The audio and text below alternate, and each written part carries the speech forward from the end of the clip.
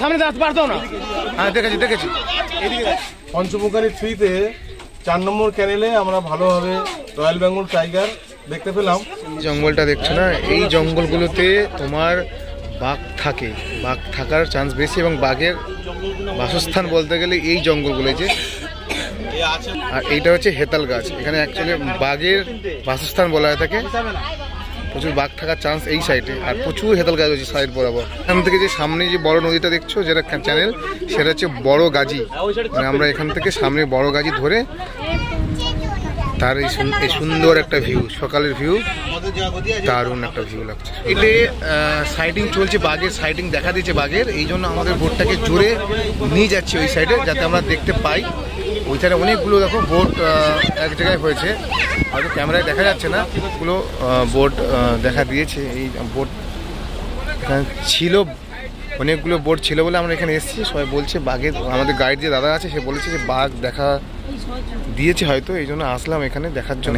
এখানে বাঘের দেখা দিয়েছে, ওরা দেখেছে বলছে, বাট আমরা এখনো দেখতে পাইনি।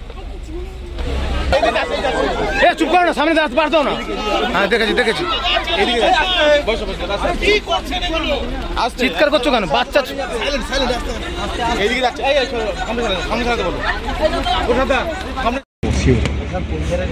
বসে পড়ো, নেমে এসছো নিচ থেকে আর ভালো দেখা যাবে। ওই সামনে আসতে পারতো না।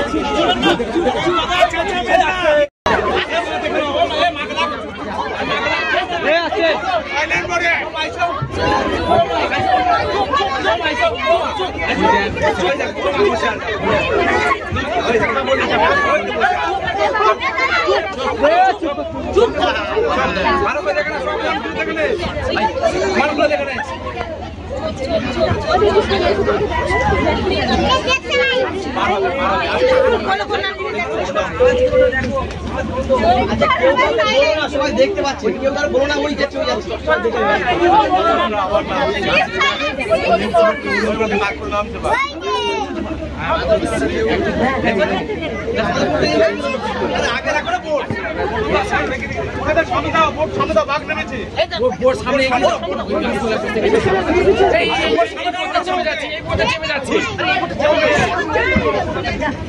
ছেড়ে দিয়ে সামনে দিতে পারো। বোট চেপে যাচ্ছে, বোট নেমে যায়, বাঘ নেমে যায়, সামনে দাও।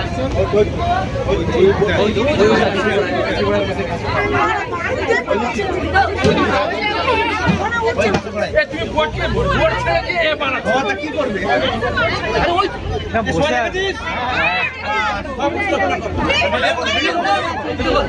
এগারোটা লোক ওইটা করতে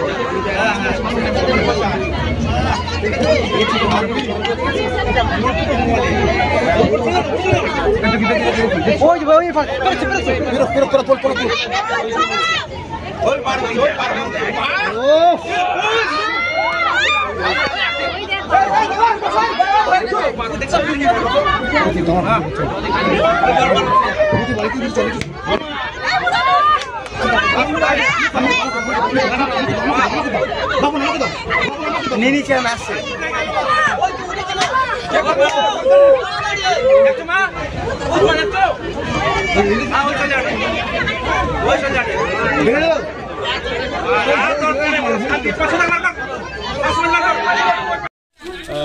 মানে পঞ্চমুখারী 3-তে 4 নম্বর ক্যানেলে আমরা ভালোভাবে রয়্যাল বেঙ্গল টাইগার দেখতে পেলাম।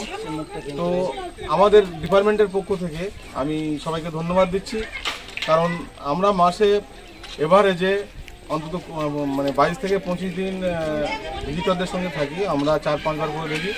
তো আমাদের সঙ্গে আজকে যারা আছে খুব প্ল্যান করে, এবং যিনি আমাদের বোর্ডম্যান ছিলেন মা তারা বোর্ডের প্রসাদ দা, ওনার সহযোগিতায় আজকে আমরা বাঘ দেখতে পেলাম।